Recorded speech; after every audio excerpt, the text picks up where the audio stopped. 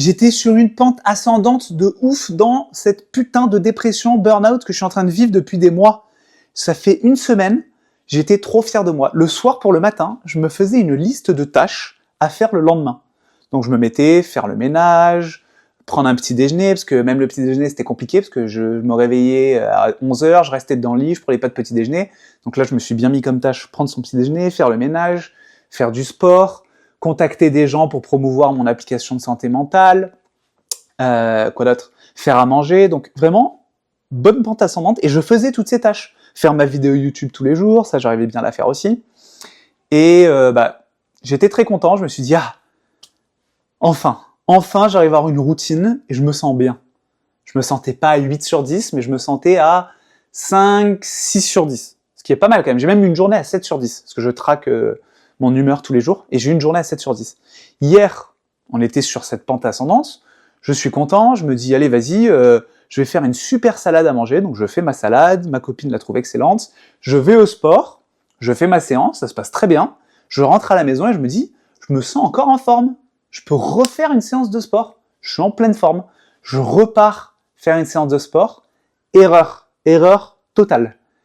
Au bout de 30 minutes dans la séance, je fais du rameur, donc c'est cet appareil où on va en avant, en arrière, en avant, en arrière, je sens un clac dans mon dos, en bas du dos, ici, au niveau des lombaires. J'avais déjà eu mal en novembre. Pour ceux qui me suivent vraiment bien, j'avais déjà mal au dos. C'est résorbé, ça allait mieux. Et là, poum, ça ressort, ça explose. Vraiment, ça m'a fait tellement mal. Je dois quitter la séance de sport. Alors là, j'avais honte parce qu'il y a tout le monde qui me regardait en train de partir de ma séance de sport. Surtout que juste avant, j'étais à fond, quoi. Je battais tout le monde, j'étais surexcité. Donc j'avais l'air très con là de m'arrêter. Le prof qui me dit, bah ouais, faut pas faire de séance, ça demande beaucoup à ton corps. En plus, il sait que je suis sous antidépresseur et tout. Je rentre à la maison, je tombe en larmes. Je me dis, putain, encore mon dos, je vais plus pouvoir. Là, je commence à me faire des scénarios futurs. Je vais plus pouvoir faire de sport. Ça va durer des mois, parce que ça avait duré des mois quand j'ai eu ça en novembre. Je vais repartir dans les abysses, dans le fin fond de l'univers, parce que je vais être encore déprimé, parce que je suis très très anxieux de la santé. C'est un truc qui me touche beaucoup, les sujets de santé. Donc j'imagine plein de scénarios futurs, je me sens trop mal, je pleure, vraiment, ma copine essaye de me parler, je fais que pleurer. J'essaye d'enlever mes habits, je n'y arrive pas. Vraiment, juste faire ça, je n'y arrivais pas. Ça bougeait mon dos, je n'y arrivais pas. Enlever mon short, mes chaussettes, mon caleçon, je n'y arrivais pas. Me mettre dans le lit, je n'y arrivais pas. Et quand j'y arrivais, c'était très dur de me relever, je souffrais. Donc je pleurais dès que je souffrais. J'ai essayé d'aller me doucher, j'ai réussi, mais c'est ma copine qui m'a porté, enfin pas porté, mais qui me tenait pour m'emmener dans la baignoire. Parce que moi j'ai une genre de baignoire douche, donc en plus il faut lever la jambe pour rentrer dans la douche. Ça me détruisait le dos. Vraiment, douleur à 10 sur 10, sans mentir, ou 9 sur 10. 9 sur 10 minimum, la douleur. Et des larmes, j'étais trop mal, et je me suis dit, je fais 3 pas en avant, et je refais 2 pas en arrière. Vraiment. Quand je croyais enfin que ça allait bien, et à chaque fois ça me fait ça depuis 4 mois. Dès que je vais mieux, il y a un truc qui se passe et ça repart en arrière. Soit c'est ma tête qui lâche, soit c'est mon dos. Il y a toujours un truc qui lâche au milieu de la pente ascendante. Et c'est extrêmement frustrant. C'est extrêmement frustrant. C'est pour ça qu'hier, j'ai pas sorti de vidéo. Je voulais le faire, mais franchement, j'avais pas l'humeur. Et c'est ça mon gros problème, c'est que quand je commence à aller mal, je ne fais plus rien. Je me suis mis dans le lit. Je me suis mis de la chaleur sur le dos. J'ai regardé une série, puis je tournais en rond, tourner en rond mentalement, j'allais sur mon téléphone, je parlais à ChatGPT de ma douleur. Et un truc débile que je fais, déjà, débile, c'est de parler à ChatGPT de ma douleur en continu, ça sert à rien à part donner à mon cerveau l'impression qu'il reprend le contrôle sur la situation. Et deuxième truc que je fais, c'est que je me teste. Genre, je fais plein de petits gestes pour voir si j'ai mal. Il n'y a rien de mieux pour empirer la douleur. Il faut surtout pas faire ça. Il faut se reposer et rien faire. C'est tout ce qu'il faut faire. Et marcher un peu, parce que c'est pas bon non plus de rester dans le lit pour les douleurs de dos. Il faut aussi marcher. Et la chance que j'ai eue, c'est que ce matin au réveil, déjà je me suis réveillé dans la nuit parce que j'avais envie d'aller aux toilettes, et j'ai pu me lever sans trop de douleur, et j'ai pu aller m'asseoir aux toilettes sans trop de douleur, ce qui était rassurant. Et en me levant ce matin, j'avais mal, mais j'étais plus à 9 sur 10, j'étais à 4 sur 10. Donc il y a eu divisé par 2 la douleur, ce qui est rassurant aussi, parce que dans ma tête, là, dans mes scénarios, je ne pouvais plus mettre mes chaussettes pendant 3 semaines. J'imaginais le pire scénario, vraiment. J'imaginais que je pourrais plus faire de sport, que tout serait foutu. J'étais mal. Et ce matin, je suis content, je me suis levé. Enfin, j'étais pas bien ce matin, mais j'étais quand même mieux qu'à pleurer. Je pleurais pas. C'est déjà un grand pas en avant. Et j'ai pu marcher, j'ai fait 8000 pas. J'ai fait un peu de vélo. Donc là aussi, c'est cool. J'ai pu faire des trucs. Donc ce que je remarque, avec cet épisode encore anxieux, c'est que oui, je fais des pas en avant et ensuite des pas en arrière. Mais c'est comme si je faisais, comme je vous disais, je fais 10 pas en avant, 8 pas en arrière. Mais du coup, sur 2 semaines, j'ai quand même fait 2 pas en avant si on fait la soustraction. C'est juste que c'est lent et quand tu repars en arrière et que t'es vraiment pas bien, t'as l'impression que t'es reparti au point de départ. Mais non, je suis pas parti au point de départ et je peux le voir objectivement parce que malgré la douleur, j'ai quand même essayé de marcher hier soir. J'ai quand même essayé de faire des trucs qui permettent d'aller un peu bien. Alors certes, j'ai pas fait mes vidéos YouTube, j'ai pas fait tous les trucs que je voulais faire, mais j'ai fait un tout petit peu. Et c'est déjà ça. Avant, je faisais rien du tout. Donc au moins, là, j'ai un tout petit peu. Ensuite, ce matin, 24 heures après, j'ai pu marcher, je me suis pas effondré dans le lit toute la journée. Avant, ça aurait pu durer une semaine, ce mal-être. Donc là, ça a duré un peu moins de temps, ce qui est aussi un pas en avant. Et là, je suis content de faire cette vidéo aussi, ça montre que rapidement, je reprends à faire quelques trucs. Alors, j'ai pas pu faire tout ce que je voulais faire. J'ai dû complètement changer mon programme. Notamment, j'ai pas pu faire de sport. Mais j'ai pu faire quelque chose. Et le truc que j'ai remarqué, c'est que les antidépresseurs que je prends de la venlafaxine, ça augmente mon niveau de sérotonine, mais ça augmente aussi mon niveau d'adrénaline. C'est-à-dire que je pense que je me sens un peu plus en forme que je le suis vraiment. Et donc, ça peut me jouer des tours. Par exemple, je faisais du sport tous les jours. Et en fait, je fais rien de mes journées, entre guillemets, j'ai pas d'obligation, et moi j'adore le sport. Donc je me bute au sport. Et le sport, je pense que c'est très bon pour la santé, mais ça peut aussi devenir très mauvais en grande quantité. Et je me suis un peu trop vu comme un super-héros du sport ces derniers jours. Donc j'ai un peu trop abusé sur ça. Et il faut que je me régule. Et surtout, j'ai appris... Là aussi, je remarque un truc, c'est qu'en 24 heures, j'ai pu avoir des idées rationnelles comme j'ai fait ça. Hier, je m'en voulais beaucoup. Vraiment, je me suis dit, putain, mais pourquoi j'ai fait 2 heures de sport? Qu'est-ce que je suis une merde? J'ai fait que m'auto-critiquer. J'avais pas du tout de compassion pour moi-même. Aujourd'hui, j'ai eu un peu plus de compassion. Je me suis dit, je pouvais pas savoir, je me sentais bien, j'ai plus d'adrénaline, c'est les antidépresseurs qui font ça, donc je peux pas non plus porter la faute sur moi à 100%. Il y a des éléments qui font que je me suis retrouvé dans cette situation, et surtout, ça m'apprend quelque chose. Ça m'apprend que je peux pas faire 2 heures de sport où je force sur mon dos. C'est la réalité, le burn-out, c'est de la merde, ça a niqué mon cerveau, mais ça a aussi niqué mon dos. Le corps, c'est de haut en bas. On a souvent tendance à dissocier l'esprit ou le cerveau du corps, mais en vrai, c'est la même chose. C'est de la matière, c'est ce qui me construit, et mon corps entier est impacté par ce burn-out. Alors encore une fois, je peux pas faire un lien cause-conséquence entre mes douleurs de dos et mon burn-out, mais apparemment, la première cause de douleur au dos, c'est le mal-être au travail. Donc je pense qu'il y a des chances que le stress, l'anxiété, le mal-être au travail aient eu un impact sur mes douleurs de dos. Et ça montre que le putain de burn-out, c'est pas rigolo. Vraiment, c'est pas rigolo.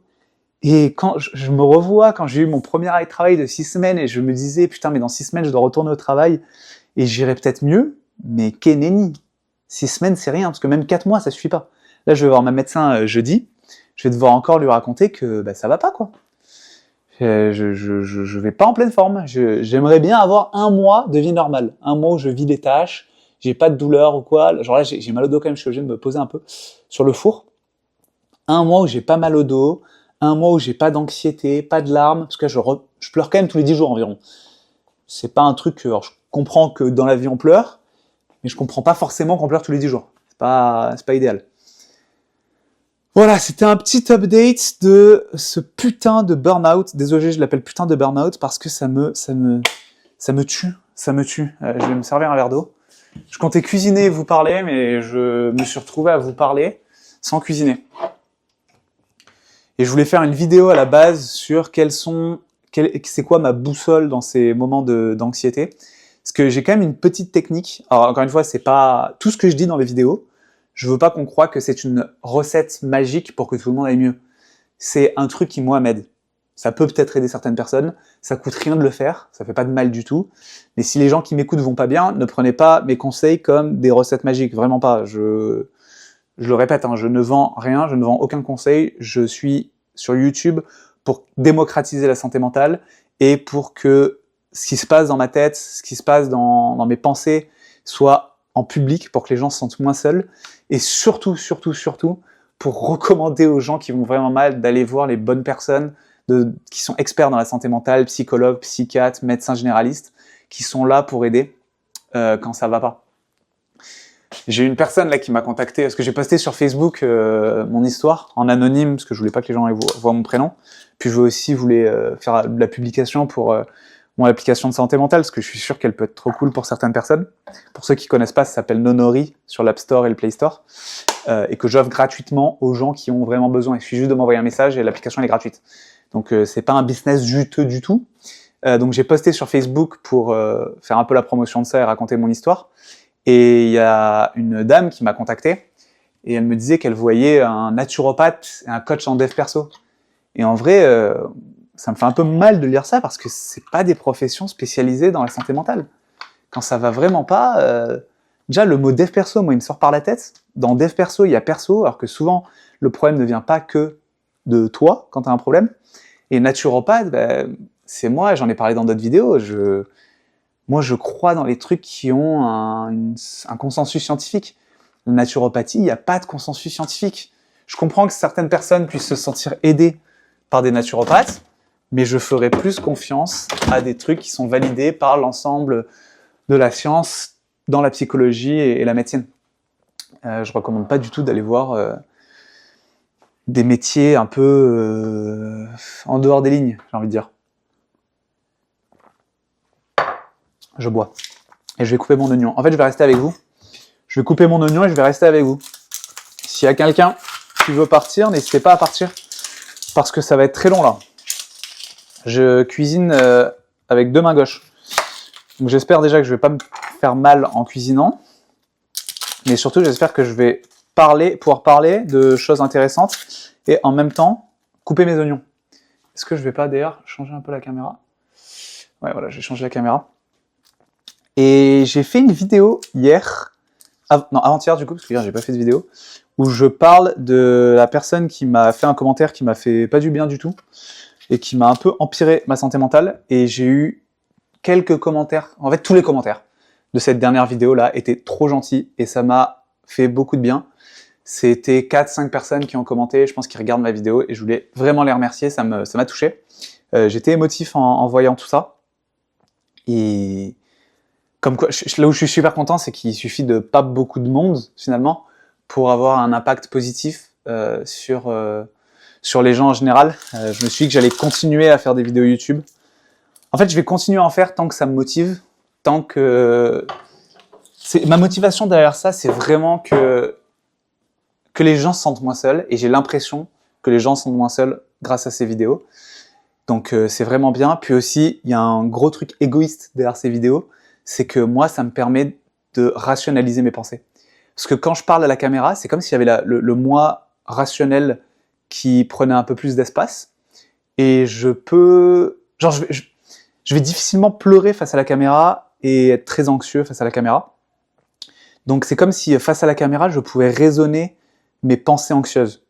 Est-ce que c'est clair? Genre, par exemple, quand je dis que... Hier, quand j'étais pas mal à cause de mon dos et que j'ai commencé à imaginer des scénarios futurs, c'est la partie de moi rationnelle qui dit « Regarde là, Marvin, t'as commencé à faire des plans futurs alors que t'es pas devin, tu peux pas prévoir le futur. » Et c'est un biais naturel chez nous, notre cerveau est prédictif, il veut toujours prévoir le futur, mais le truc c'est que le futur, on peut pas le prévoir quoi. Je suis pas médium moi encore, pas devin, je suis pas tout ça. Et donc en faisant cette vidéo YouTube, j'ai mon cerveau rationnel qui prend plus d'espace. Et ça, c'est cool. Donc en fait, les vidéos YouTube, quelque part, même si personne me regardait, très égoïstement, c'est utile pour moi. Le seul truc qui est difficile, c'est que quand je regarde mes vidéos du passé, je m'en veux d'avoir dit des choses que j'ai dit. Donc j'ai beaucoup de syndrome de l'imposteur, que j'essaye de résoudre en disant si vous allez pas bien, n'hésitez pas à y voir des experts de la santé mentale et tout. Donc je fais vraiment attention à pas me faire passer pour un expert, parce que je ne suis pas du tout un expert de la santé mentale. Et des fois, je dis des bêtises, et vu que je fais des vidéos tous les jours, je peux rectifier mes bêtises dans les vidéos d'après. Et ça, c'est cool aussi. Ça me permet d'être le plus honnête, objectif possible, parce que ça me tient vraiment à cœur d'être honnête et objectif. Et parfois aussi, ce qui me fait chier, c'est que vu que je veux quand même avoir le plus de vues possible pour aider le plus de monde possible, parce que, encore une fois, je veux rendre ce sujet le plus banal possible, je dois faire des titres putaclic et tout, et ça me gonfle. Les titres, les miniatures et tout, à chaque fois je regarde les chiffres, comment je fais et tout, ça me rend dingue. Ça me rend fou de faire ça. Mais j'ai pas le choix, des fois je mets des titres au hasard et... En vrai, des fois je mets des titres au hasard et des miniatures au hasard et j'ai plein de vues, je sais pas pourquoi. C'est incompréhensible l'algorithme YouTube, c'est Google YouTube, hein. Donc c'est Google qui décide si mes vidéos vont être vues ou pas vues, quoi que je fasse. Donc en fait, je devrais peut-être me mettre moins la pression sur les miniatures et les titres, mais j'avoue que je me mets un peu la pression quand même. Et j'avoue que malgré tout ce que je vous ai dit, j'ai quand même un peu cette anxiété de la performance, même sur YouTube, qui est désagréable. C'est pour ça que je ne ferai pas de YouTube mon métier. Parce que je pense que si il y a bien un truc qui rend fou niveau santé mentale, c'est YouTube. Je n'aimerais pas du tout me dire que je suis payé grâce à YouTube ou quoi, ou que mon business dépend de YouTube, parce qu'il suffit que l'algorithme change et plus personne me regarde, et tout est fini. Donc je soutiens grandement les créateurs et créatrices YouTube, parce que vraiment, c'est ultra anxiogène comme plateforme. En fait, tous les médias sociaux, je pense que c'est ultra anxiogène. Et ouais, tous les médias sociaux. Hein. En vrai, je poste que sur YouTube régulièrement. J'ai pas encore fait les autres médias sociaux, parce que je veux garder une forme d'anonymat, même si je suis pas vraiment anonyme. Mais tous les médias sociaux, ça rend complètement dingue. Hein. Tu craques de ouf avec ces chiffres. En plus, il y a plein de gens qui te donnent des conseils pour dire faut faire ci, faut faire ça pour améliorer les vues, faut faire ci, faut faire ça pour améliorer les clics, pour que les gens te regardent plus. Donc tout le monde a son avis pour comment faire mieux. Et sauf que la vérité, c'est que personne ne sait vraiment. Parce que, enfin, à part les personnes qui travaillent chez Google et YouTube, parce que. Mais le problème, c'est qu'ils disent pas publiquement comment faire. Donc tous les conseils qu'on reçoit, c'est juste des on-dit, il n'y a pas de preuve du tout de ce qui marche et de ce qui ne marche pas. Ça dépend de chacun, ça dépend de ce que YouTube veut, ça dépend de ce qu'ils veulent mettre en avant. Et c'est tout.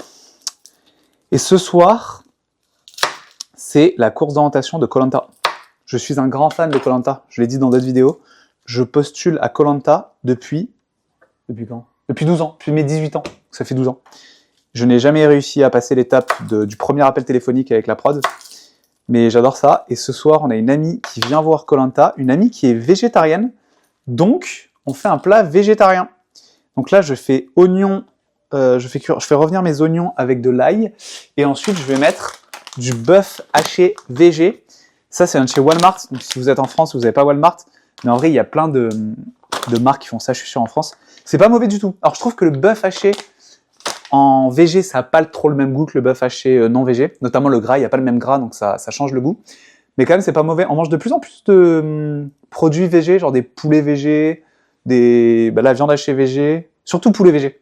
Et franchement, le poulet végé, c'est excellent. Le problème, c'est le prix. Ça coûte tarpin cher. Putain, tarpin, ça fait longtemps que j'ai plus dit ce mot. Ça coûte tarpin cher le poulet végé. Et c'est le seul souci. Mais bon. C'est bon pour l'environnement. Apparemment, c'est pas mauvais pour le corps, même si c'est quand même ultra transformé. En vrai, je me demande si le poulet pas végé, c'est pas mieux pour le corps que le poulet végé. Mais par contre, la viande rouge végé, c'est meilleur, je pense, pour le corps que la viande rouge pas végé. Parce que la viande rouge pas végé, c'est pas forcément recommandé, il me semble. Mais on va pas commencer à faire des recommandations nutrition, sinon là, ça va partir en couille, cette chaîne YouTube. Et je suis le moins bien placé pour parler de nutrition. Mais je vous dis, moi, l'impression que j'ai. Comment on fait pour couper l'ail? Et donc, je fais ça. Donc, je vais faire revenir les oignons, l'ail dans une casserole. Et ensuite, je vais mettre la viande à cuire. Je vais faire de la sauce tomate et on va faire des bolognaises végé. Ça va être très très bon. Et il y a un truc que j'adore faire depuis que je suis en arrêt de travail, c'est faire à manger. Enfin, j'adore. Tout est relatif. Et j'aime bien prendre le temps de faire les choses. Et j'ai remarqué que ça fait trop plaisir aux gens qu'on leur fasse à manger. Donc, ma copine adore que je lui fasse à manger. Et moi, j'ai le temps de lui faire à manger. Elle travaille, elle a moins le temps. Donc, je suis trop content de faire ça. J'ai peur d'ailleurs, en ayant le mal de dos, de ne pas pouvoir faire à manger, de ne pas pouvoir trop bouger. Mais elle m'a tout sorti pour pas que j'aie à me baisser. Et je peux cuisiner tranquillement. Je fais pas des plats de ouf. Genre des bolognaises, c'est pas non plus le plat de malade. Mais je fais quand même. Donc, je suis fier de ça. Et en plus de ça, plus je fais et plus j'apprends à mieux faire. Par exemple, salade, je sais pas pourquoi j'ai été bloqué pour faire des salades. Couper des légumes et tout, je savais jamais trop comment faire, puis je le faisais mal, donc ma copine m'a donné 2-3 techniques.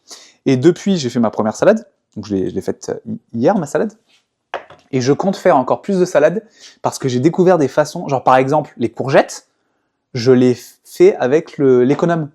Avec l'économe, je râpe les courgettes, enfin pas râper, comme on dit, j'économise les courgettes, pour pas que ça ait un goût dur dans la bouche. Pareil, les carottes, je les râpe pour que ça ait un meilleur goût. Et dans la salade, quand tu mélanges les légumes avec la façon dont tu les coupes, ça fait des trucs très bons. Puis après, la sauce, par contre, je suis pas bon. La sauce, il faut vraiment que je m'améliore, parce que la sauce, je suis pas bon. Je sais pas encore faire des bonnes sauces, pas grasses, mais en tout cas, je mange bien, du coup, parce que je fais des légumes ou des trucs végés ou des pâtes ou des trucs protéinés, des bons trucs protéinés. Parce qu'avec les pâtes là, enfin avec le viande, je vais faire des pâtes protéinées. C'est la nouvelle mode, ils foutent des protéines partout. Et j'ai des protéines, des trucs protéinés. Donc ça c'est bon. Voilà, voilà. Je vais peut-être pas continuer à faire la vidéo pendant que je cuisine toute la bouffe, parce que la vidéo risque d'être longue et je risque de perdre beaucoup de gens. Mais dites-moi hein, si vous aimez... Mais putain, il y a mon iPhone qui va cramer. Non. Dites-moi si vous aimez les vidéos où je fais des activités en même temps que je parle, parce que j'ai remarqué que ça se faisait sur YouTube, et les gens aiment bien suivre ça. Souvent, ils regardent pas, ils écoutent juste.